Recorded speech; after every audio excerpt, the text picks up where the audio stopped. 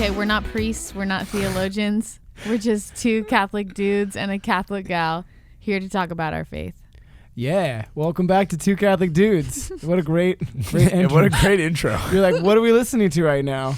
You were listening to Cristina Ballestero on part 2 of our Catholic dating episode of Two Catholic Dudes. My name is Ryan Klaus. My name is Danny Cleary.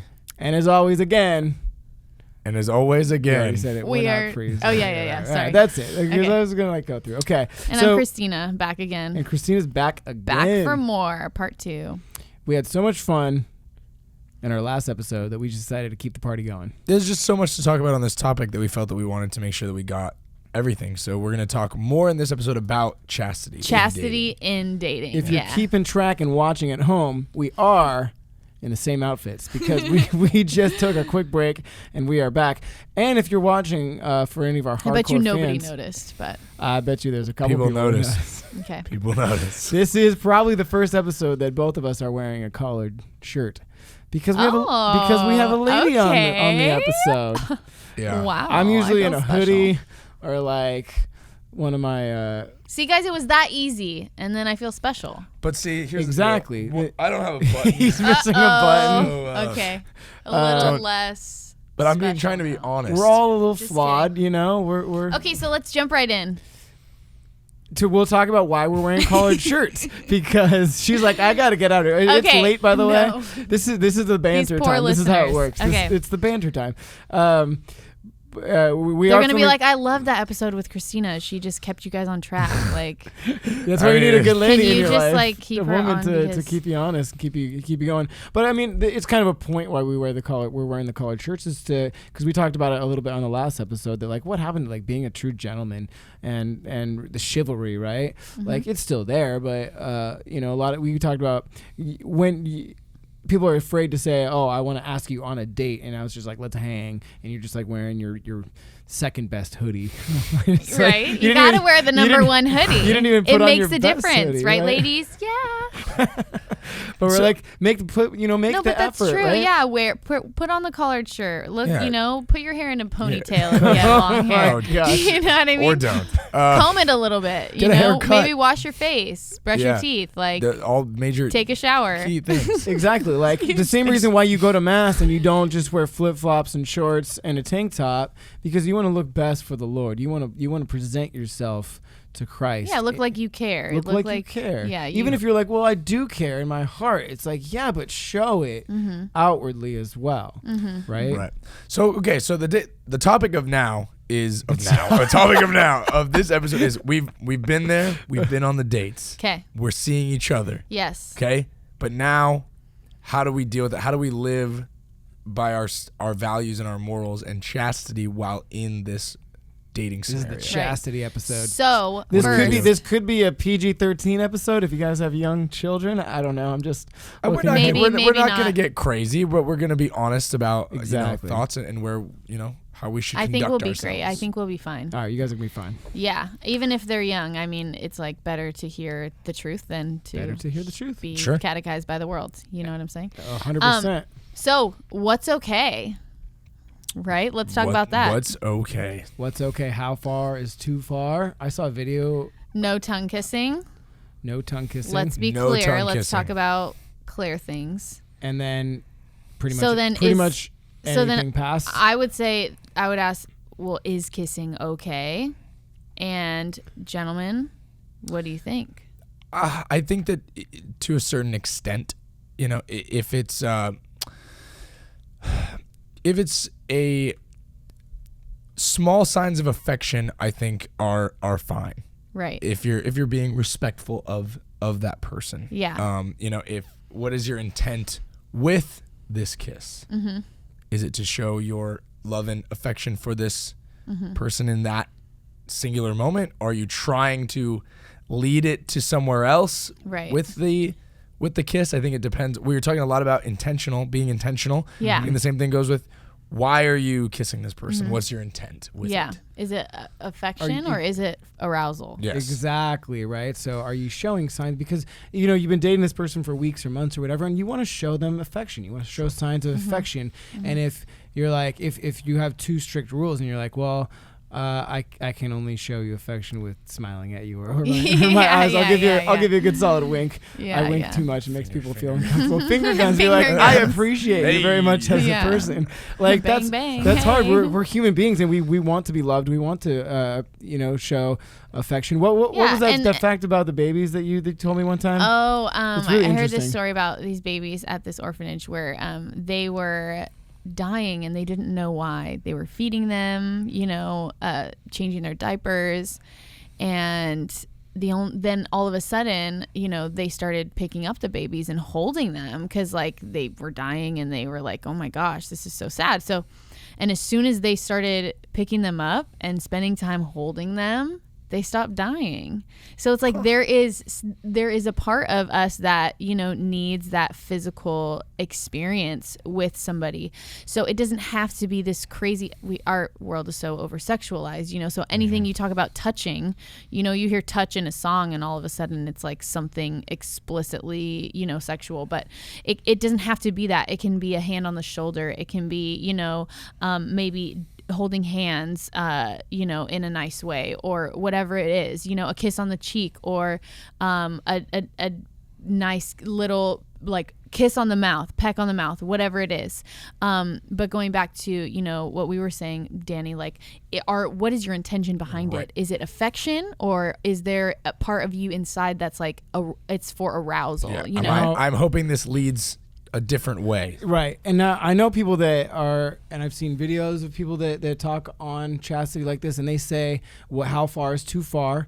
What are the strict rules like we're talking about right now? And they talk about if you get aroused, or if there is the opportunity to get aroused in some way, shape, or form, then it's off limits. But like, I hate to say it, you can get aroused by like holding hands with somebody. Absolutely. Or even just like looking at somebody. Right. Like, guys, right? Sure. We're very visual creatures.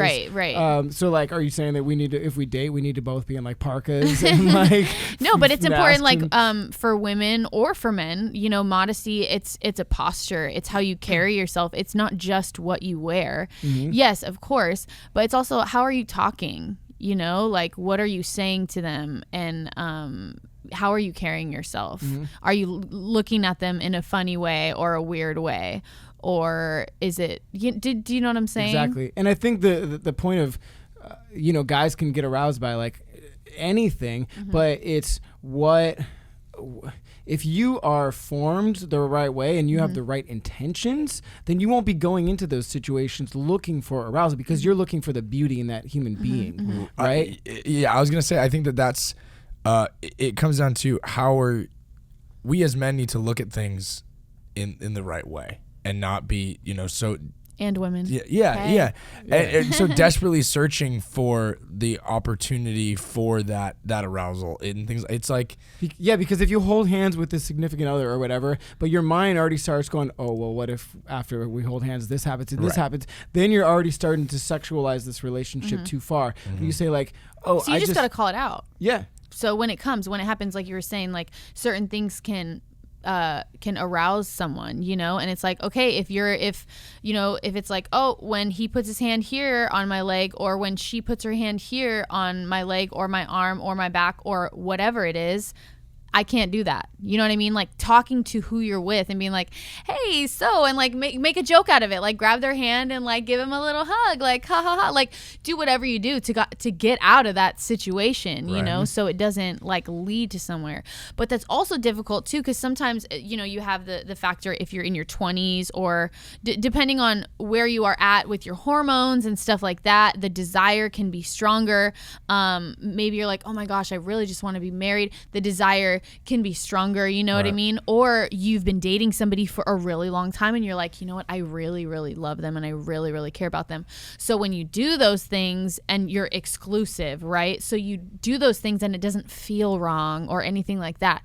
But what's important is that it's not always about your feelings. It's not always just like, oh, I feel like I'm married to this person, like, but you're not, you know what I mean? And until you say your vows, you're not married. You know what I mean? Like I've been engaged and I'm not married right now. Right. So it's like, it didn't work out. Sure. Like, thank God that like I didn't go that far with him, especially, because of how deep our relationship was. It would have been even harder than it was to, get over that and move forward and heal from that, And so until you're in vows, you never really, really know.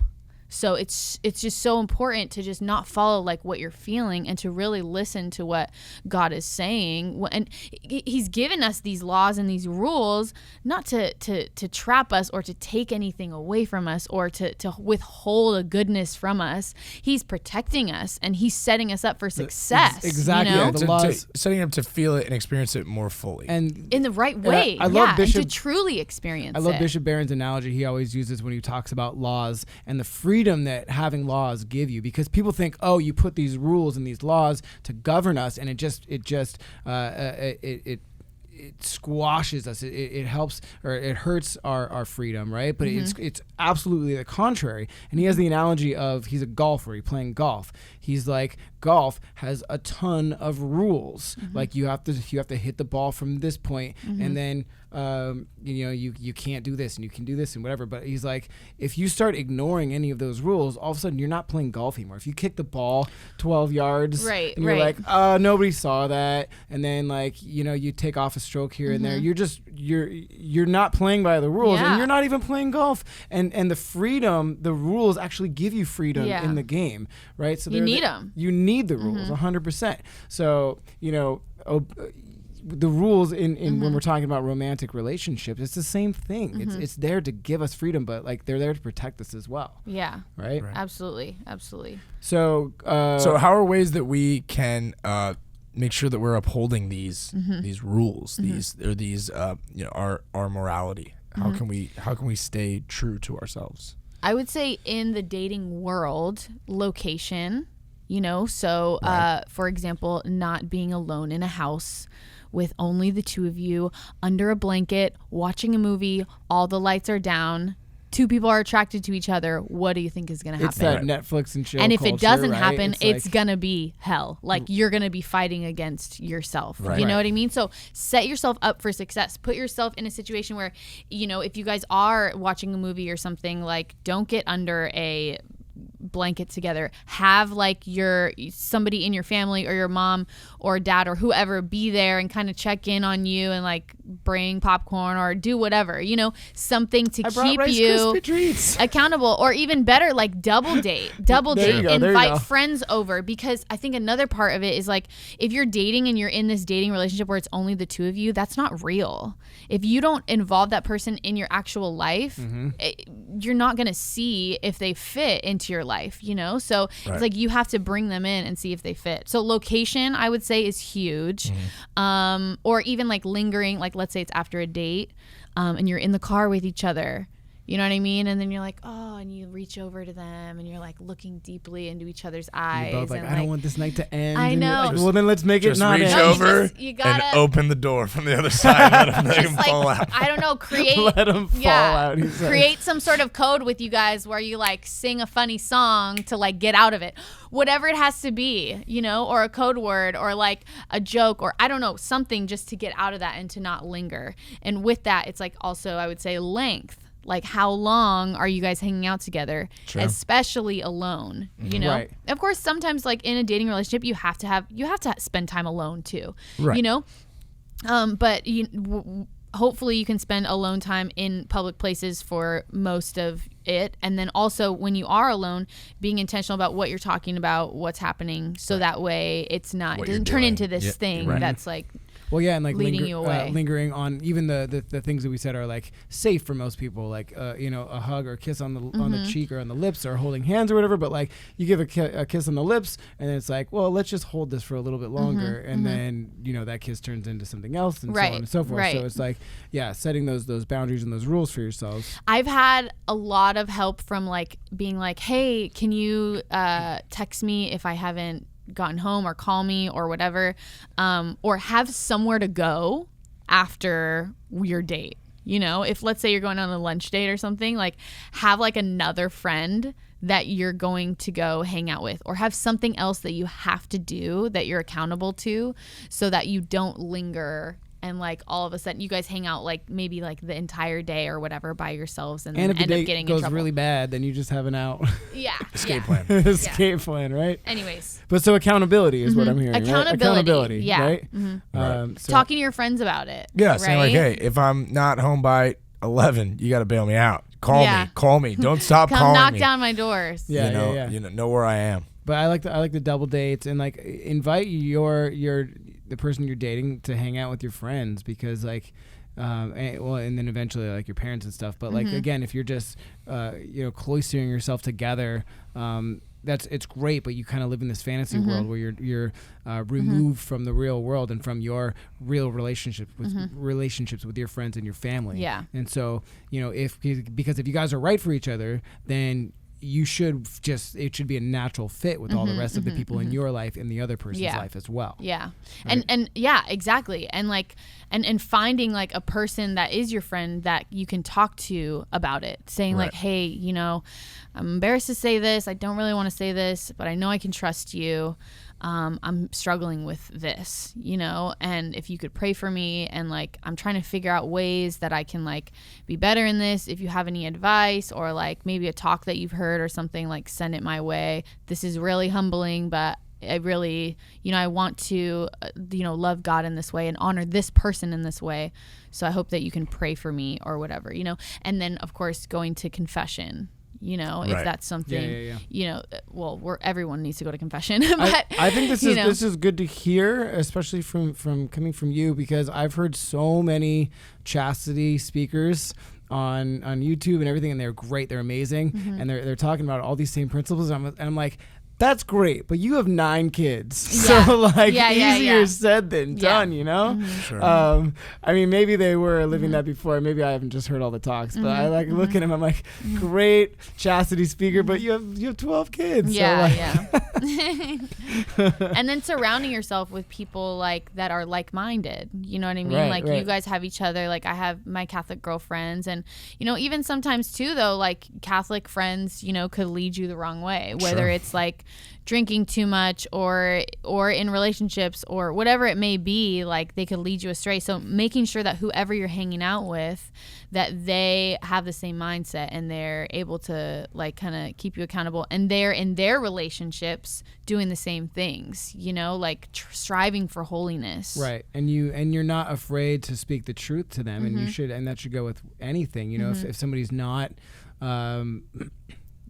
upholding to the values and the morals that that they hold, that you should be able to call them out. That's what a true friendship and a loving friendship is, and say, hey bro, it's really hard, like, but this ain't it right now. Extremely necessary. And that's what we talked about in the last episode, in being able to like break up with somebody or let somebody down. It's like the easy way is to just ghost them and not say anything, right? Yeah. That's in our society. It's you don't want to take the hard road, but like that's what truly loving your neighbor and your friend is sometimes telling that hard truth. Yeah, and I think that on this note, just it's on my heart to say this as well, is if you're in a situation where you have fallen, you're still loved and valued by God, and God encourages you to run to Him in your time of weakness, in your time of struggle. God calls you home, and there's never you're never too far gone. Ever, yeah.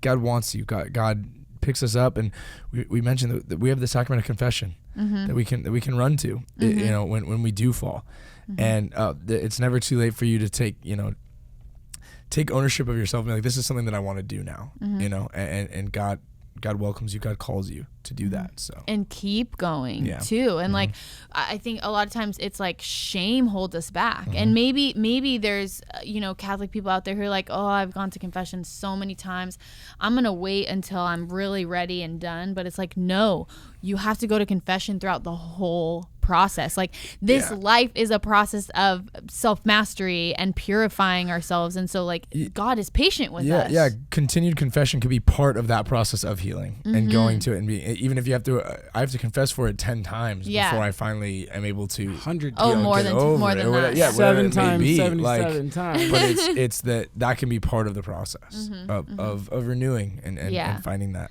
peace in it. Yeah.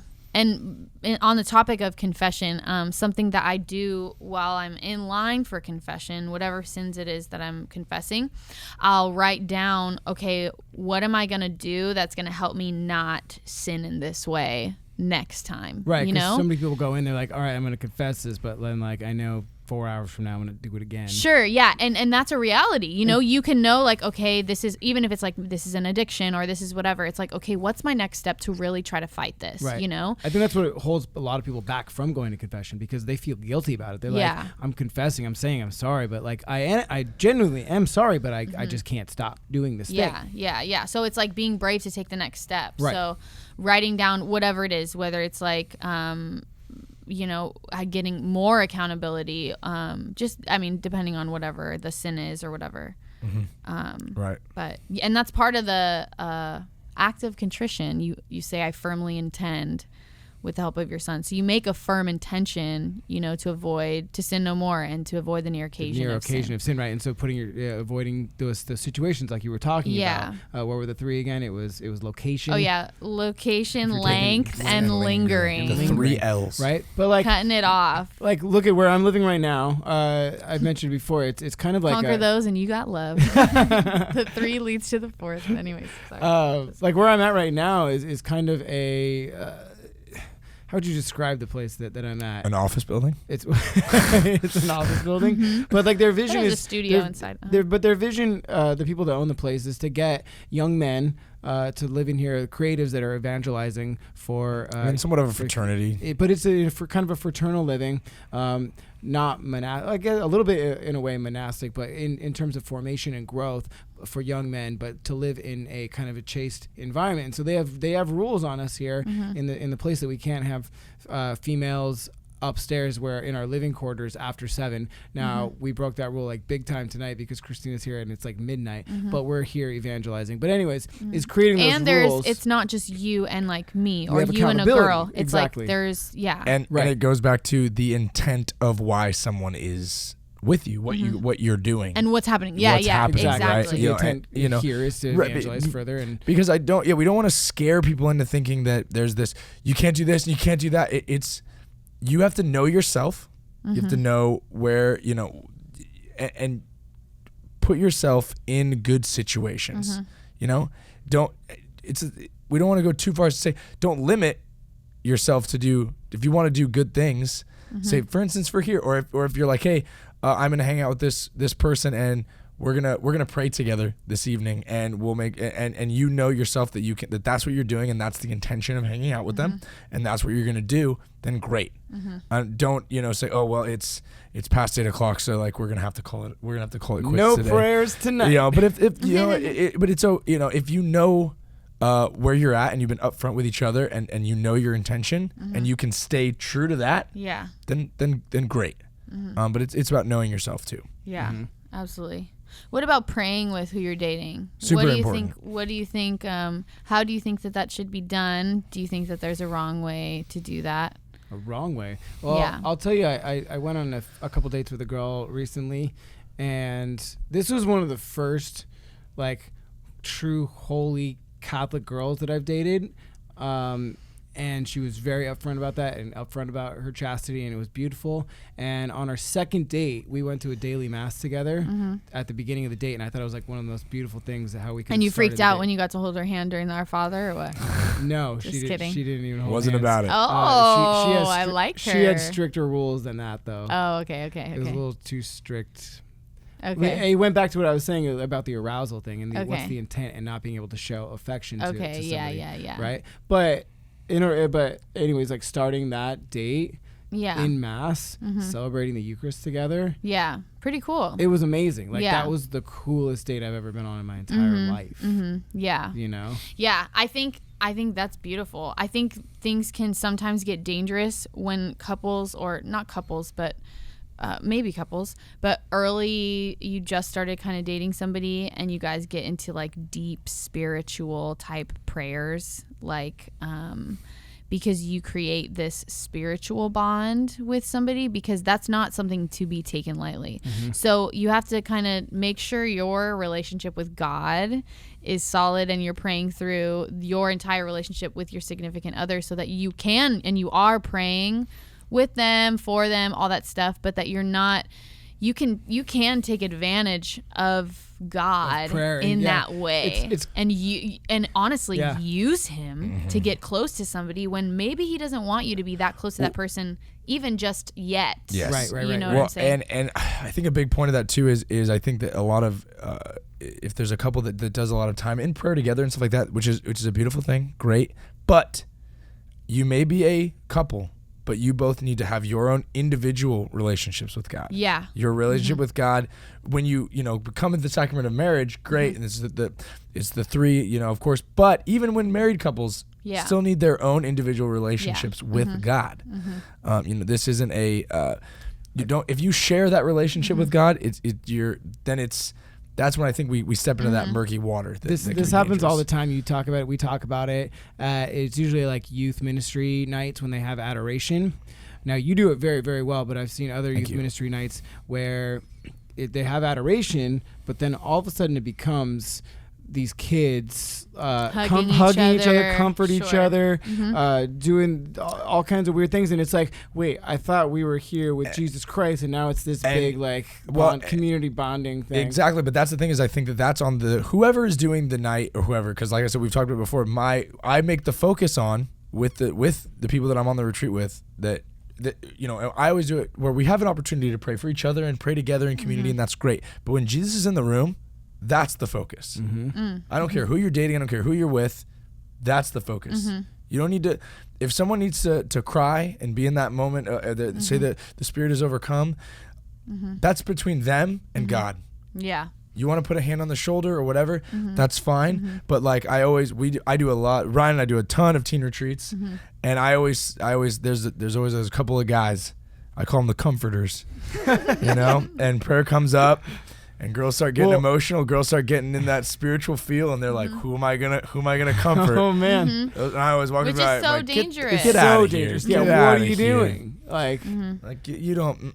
Why are you comforting her? Because you're worried about her emotional state, or because you want to hug this girl? Yeah, that's like taking the hand holding and the Our Father one step further. Yeah, and let's just say they have pure intentions. Sure. Right. Let's just say that's something that you or one of the other leaders would go and like make sure everything's okay. Or let's say something happens where somebody like manifests or something crazy where they're like really crying. It's not like a Holy Spirit experience. It's like the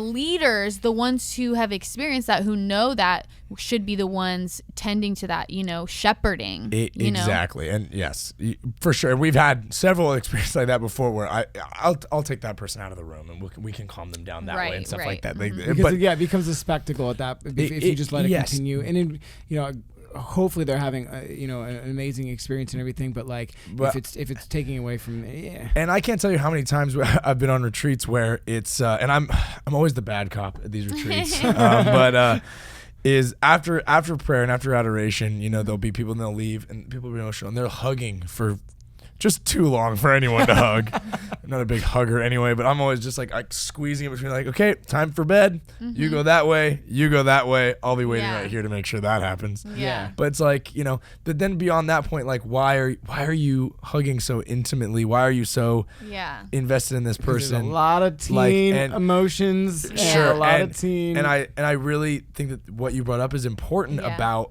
that spiritual connection, because our priority should be our spiritual connection with God. And if we have a relationship where that can be a shared portion of the relationship, beautiful. But the spiritual connection between the two of us cannot be ultimate over our spiritual connection with God. It's our intentionality. So we got some more points we're going to hit on right now, but let's take a quick break. All right, so we just talked about the boys at the camps and the girls at the camps hugging it out.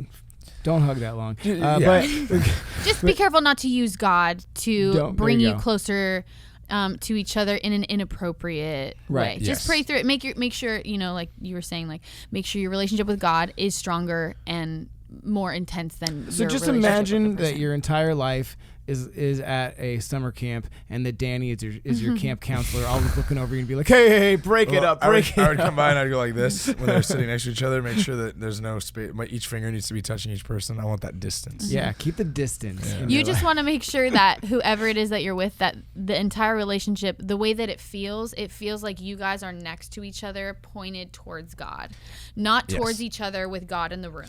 And that's something, and I'll share, back when I was in my previous relationship, one thing that we did have that was great, we did have a good, at separating our relationships with God. Mm-hmm. And I was at a retreat at one point, and I could there was a lot of young couples on the retreat, and I thought, like, how can I be of an example? Like, I was talking to her at the time, and I was like, how can we be an example of this? Mm-hmm. And during adoration, we went together. I like grabbed her by the hand and we went to adoration, but we kneeled before the Blessed Sacrament together but separated. Like I'm not touching her. Didn't have like your arm around her or anything like that. We're there united together in prayer to Christ. And that's the difference, I think, is we're not there, all snuggled up with each other while Jesus happens to be there. We're there bringing each other together before the Lord. Was the difference. And I think that we need to be know those differences. It's just like dating in the physical sense of, like, you start with a coffee date. Do you know what I mean? Like, you don't start with hey, how can I pray for you, and you tell them all of your sins, and you know what I mean? Right. You start small, and it starts, like, mass is still great because it's not like you guys are talking to each other in that way. Right. You're experiencing the mass together, but it's not, you guys aren't personally having this spiritual bond. So that's still amazing. It's like it's just like letting it grow organically. Exactly. Don't go to Disneyland on date number 1.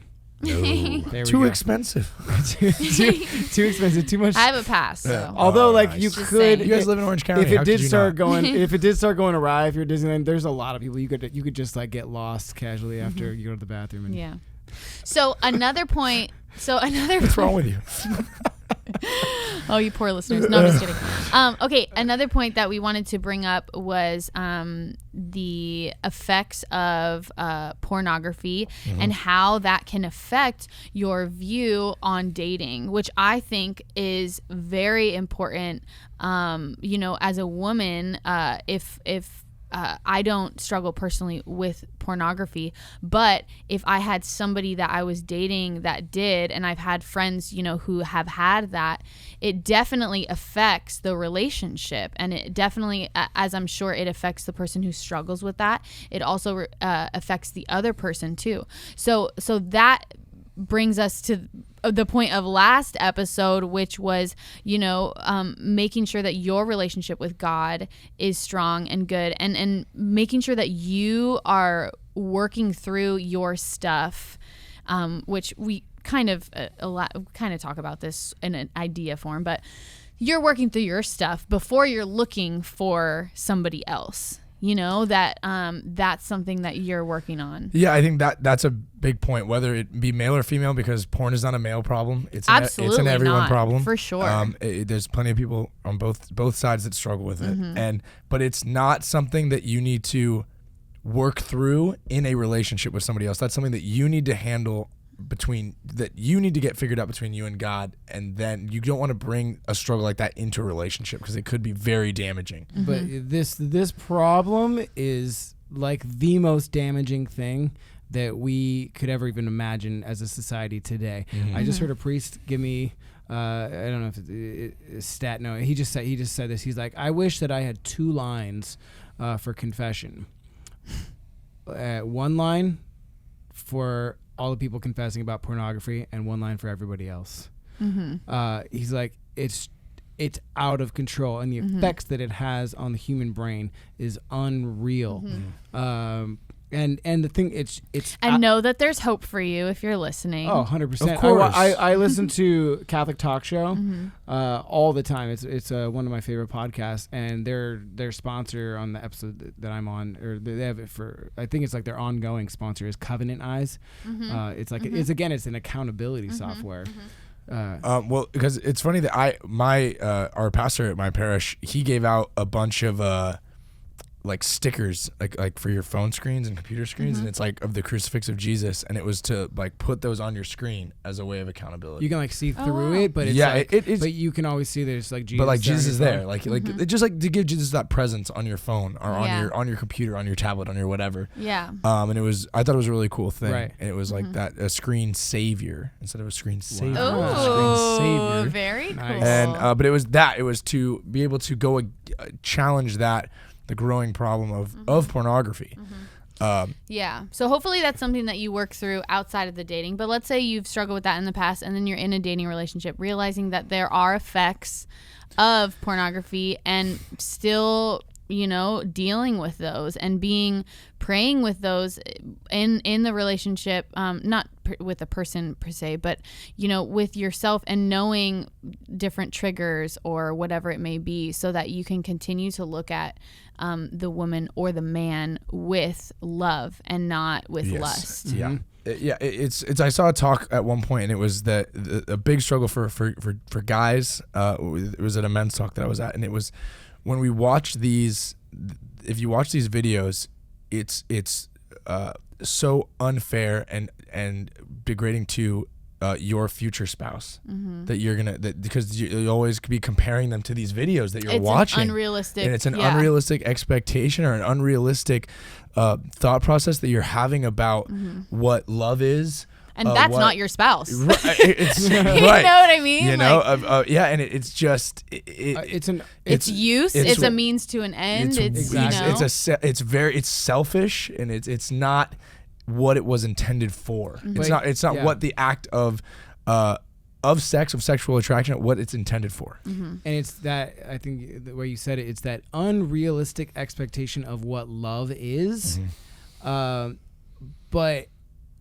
it's often what the user thinks is it's better than love. This is I don't have to interact with people. I don't have to, as we said before, like how much money you got. Dating's expensive. Dating gets messy sometimes. Humanity is messy, but that's there's a beauty to that. But they can skip all that, and they can think that I can just have this means to this end without I don't have to avoid all that messiness. I can just get this quick thing, and then I can move on with the rest of my life. And I think that's why we're dealing with so many so many people are just single and they're like, I'm fine being single. I don't need to be married because I don't want to deal with that. Like I have my thing over here that gives me pleasure, and then I move on with the rest of my life. And it's crazy. But it's just robbing yourself of the fullness of God's plan for whatever it is. Maybe it's not marriage. Maybe it's maybe you're called to a holy vocation. Maybe you're called to the single life, whatever it may be. But to not experience authentic love and being so jaded by this selfish thing that I can watch or is fulfilling you. It's a false fulfillment. It's emptying you. It's not filling you. It is emptying your soul. It's emptying your ability to know what true and authentic love is, and to give love to others. Yeah, it's dehumanizing of the people, obviously in the film, of people around you the way you look at other people. It just it messes you up, and it's just it's a big problem, and it's something that if you're struggling with it, go to a priest, talk to people about it, get help because it's not Covenant Eyes is a very good resource, and know that you're not alone. Yeah, there's so many people, and there's so many people in the church too. It's not just like a worldly thing. It's like everybody struggles with it. At multiple stages of life, people are dealing with it. So if you're in high school and you're struggling, if you're married and struggling, like people are struggling in all walks of life and all different times of life. So you're not alone. But if you are, we talked about shame earlier. If the shame of this struggle that you're having is too much, and it's holding you back from being able to come forward to talk about it with whoever you trust and you can talk about it with, or even come forward with it to God and say, God, I'm struggling with this and I need help. Don't allow that shame to keep you in the dark and keep you away from the healing that you need from this. This kind of goes back to our social media episodes, right? We had 2 episodes on social media. The last one was kind of we were weighing the pros and cons, and obviously this is a huge con. There's amazing things. We have the world at our fingertips, but because we have the world at our fingertips, we have all the negativity that comes with it, including all this, so it can drastically. And you have to unfollow like so many people on Instagram. Because that's avoiding that near occasion of sin, right? Even for women. Like, yeah. And like, I mean, well, we've talked about it's a man and woman problem, but Absolutely. I'm saying like as a woman, like I can't even follow people that are, wearing nothing because I compare myself to them. Mm-hmm. So I have to unfollow.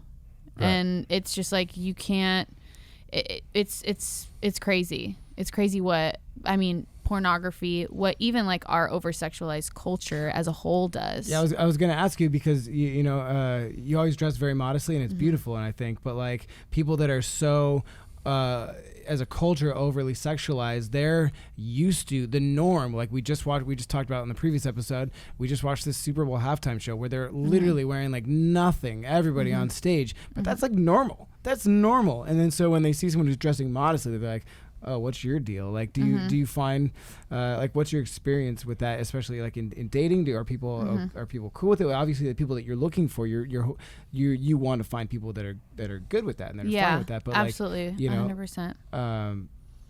I don't know what my question is really. Well, for women, it's hard like to find cute clothing. Sometimes you feel that's like fashionable, but I don't really care. I mean, I would, as big as fashion is for me, which it is pretty big, like it matters more to me like if I'm leading other people to Christ or if I'm making other people compare themselves, you know what I mean? Like I don't want to be a part of that culture. I don't want to be, it's like we're all made in the image and likeness of God. We're all beautiful. Amen. And like we shouldn't see each other for just what's on the outside. We should see each other for what's inside. And something that I really believe and I like to say is, if you're a beautiful girl and you just show off your body and do all this stuff, whatever, even if you're just beautiful but you're ugly inside, that's false advertisement. You know what I mean? You are, that is just not, like we have to be working on ourselves more on the inside than we do on the outside. So yeah, those are, I guess, my thoughts from there. Prospective daters that are wanting to date that person, again, they're being falsely advertised. Yeah. They're like, wow, this beautiful girl, and then what's funny is because I do like secular music, whatever. So some of my photos are kind of moody, if you will, and like I had a picture where I had like it was like a turtleneck, but I had like my arms showing, and I wasn't doing anything like sexual or anything like that.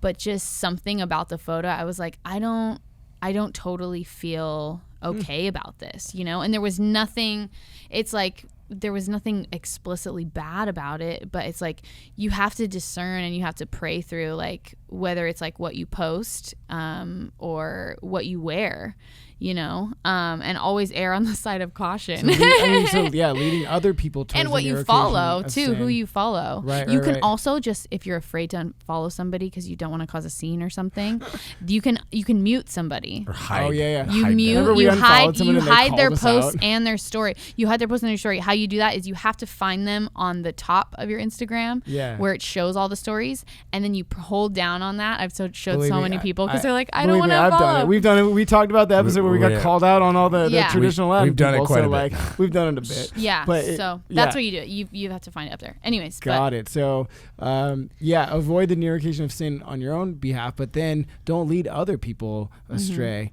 And like guys compliment if with women when they're wearing, certain things that are modest, like, hey, I really like that dress, or you look really beautiful here, or whatever. And women the same, although I think as far as Instagram goes, it's less of an issue for guys. Let's be honest. Like, guys' bodies are pretty awkward. It's a completely, especially in like a religious, in the religious world, whether Exactly. Catholic or Christian. It's sometimes people think it's a little bit unclear, but I mean, I don't think it is. But wow, we really went down the rabbit hole on that one. But that's a very important stuff. Yeah, and it all connects together with what we've been talking about for the last few episodes. So yeah, I think that it's a relevant topic. Absolutely. Wow, we've now been talking for I don't know, close to 2 hours total for this combined episode. We covered a bunch. Is there anything else we want to hit on? Honey bunches of before oats. we wrap for the evening? It's getting pretty late. Just pray. Yeah, here's the thing is the best thing that you can do, I think, in your discernment for dating, whatever it is, searching, pray for your future spouse, wherever they are. Pray for them. Act like they're real while you're waiting. Pray Date for them. like they're real. Yeah, remember that who you're dating, if it's not your future spouse whom you're dating, it's someone else's. Yeah. And you want to treat them with that same respect. Because you want whoever is currently dating your future spouse to be also treating them with respect. Yeah. Amen. And Don't dignity. touch them. Just kidding. Kind of. But also, Just kidding. what was one of those rules? Don't linger. Let's not linger on this podcast. Hey, there. Let's practice right now. Let's We're not practice, so lingering. we're gonna wrap. Okay, so as always, please give us a follow over on Instagram. wait, we didn't ask her the questions again. We were gonna ask her the same 2 questions because it's Why are we yeah. asking the same? it's the next Oh, week. yeah, the It's the question. next week. We have a guest on, even though it's the same. What's the guest. weirdest thing that happened to Yeah, me in so Mass? give us another weird thing. That happened There in was a Mass. dog in Mass. A dog, like Yes. a service dog? No, Was it like not a service. Like it for was a blind little person? dog. No, didn't have an emotional help thing or anything like that on it. Just and a dog. it was like, I was like, oh my gosh, I wanted to like kick her out. It did, But I didn't. It but didn't receive but communion. no, it didn't. But before communion, I let her know. I said, because she was like kind of letting the dog. Oh no, it had a leash on it, but it was just a regular leash. Yeah. And so she like was kind of letting the dog like sort of walk. But anyways, but then she'd pick it up sometimes. So I just, before communion, I walked over to her and I said, hey, just wanted to let you know, like during communion, people are going to be walking. So just be careful because I don't know if the dog's going to bark or I don't want it to, scare anybody or anything like that. Wow. So it was very awkward, but I had to say something because I'm not going to have the dog running around while we're receiving the King of Kings and Lord of Lords. Yeah. You know what I mean? Like, Yeah. no. So that's another weird That's thing. pretty weird. We should have a whole episode on service dogs. About We couldn't talk about it. airplanes. I could talk for like an hour, bro. Oh, jeez. Are we doing Okay, so my favorite What's your board game. second favorite board It's game? not a board or game. I'm party breaking the game? rules again. No board game again, but what's your Jenga is fun. Jenga? Regular traditional Jenga or like big like huge size Jenga? Either one really, because I've played both and it's fun. Super big Jenga frightens me. I saw a video of, Because I feel like if you pull the wrong thing, that's I know, coming down. but I then saw- it's funnier. I saw a video of guys Dive playing out of the way. big Jenga with cinder blocks. Danger. Yeah. Mm-hmm. Anyway. They were okay, but Thank goodness. don't do that at home. So regular Jenga, tabletop Jenga. Wonderful. Well, again, we can't thank you enough, Christina, for being on the podcast for these 2 episodes, giving up your Sure. evening so late, talking to us for all this time. We could not have done this topic without you. Again, so we're appreciative. Check out all Christina's stuff. We'll link it below. Where is it going to be? Right here. If you're watching at home. Right here. If you're Yeah. listening, we're using our hands to put links. Cristina Ballestero, Christina, Christ in my heart, not in my name. Not in her name. Ballestero. Find her on Nice. Instagram. Where else are you at? Instagram, YouTube, Spotify. Also on Spotify under the artist name We Worship. We 2 Worship. words. We worship. All right. Yes, So check for my out all her worship stuff. stuff. Mhm. Go Nice. support her. All the wonderful work she's doing. You can see her at St. Bonaventure in Huntington Beach every weekend. 5 o'clock Mass 5 or o'clock 10:30 Mass. Go a.m. attend. Receive the Lord. See Christina sing. It's beautiful. And, And, we do our thing. Follow us sometimes on too. Instagram. Instagram. We're praying for you guys. Thank you. Don't Thank be you. afraid. Thank you. If you guys really like us, I meant the listeners. Oh, you're praying for the thank you. listeners? But I'm praying for you guys too. Oh yeah, but I wasn't just sure where you're listeners, going with it. Yeah, we're praying for you guys for sure. you got this. We believe in you. We're cheering you on. That's We're rooting right. for you. That's right. Again, if you feel like you Pray for really, us. really like us and want to support us, support your church first. Support Word on Fire. Support all the other things. And if you got a couple bucks, Throw us a couple hit us bucks on Patreon. Patreon.com/2 Catholic Dudes. We love you guys. Thanks for rolling with us through these. Go out there, date, but do it with the love of Christ in your heart, and everything else will follow. So we will see you guys next week. If you've been ready to say peace, go do your thing. Peace.